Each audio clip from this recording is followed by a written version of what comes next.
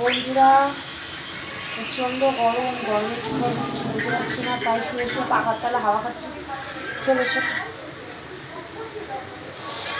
না গরমে কোথাও ঘুরতে যাবো বলো বলো না।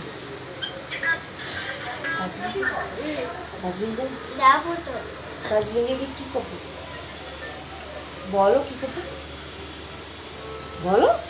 Toy train? তাহলে সেটা বলতে হবে তো। দার্জিলিংয়ে গিয়ে কী করবা? বরফ দেখবা আর টয় ট্রেন চলবা, তারপরে ওখান থেকে পাহাড়ে ঘুরে ঘুরে বেড়াবা।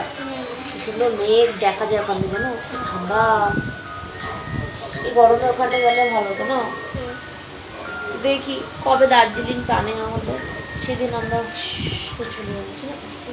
কিসে যাবো আমরা? কিসে যাবো? কি নিয়ে যাবো?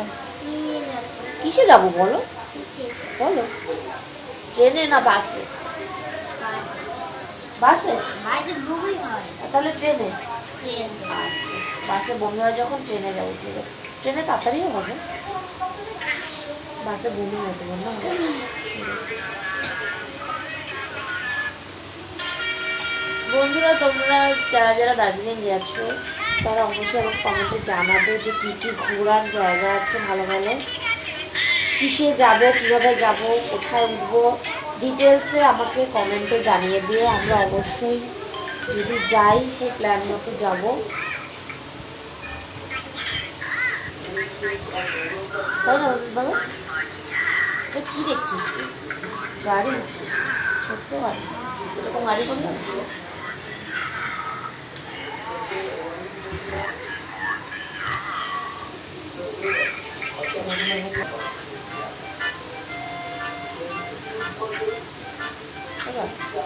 বাবা তুমি কি সমুদ্র দেখবা না পাহাড় দেখবা?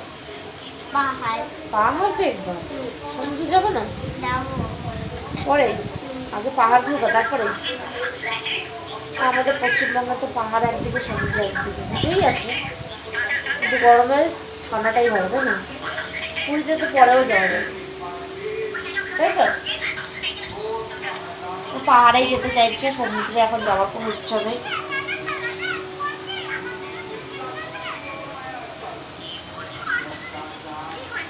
বন্ধুরা কারা কারা তোমরা পাহাড়ে গেছো বা কারা কারা সমুদ্রে গেছো অবশ্যই আমাকে কমেন্টে জানাবে।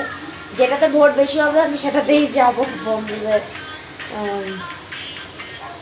বলাতে, যেটাতে ভোট বেশি পড়বে।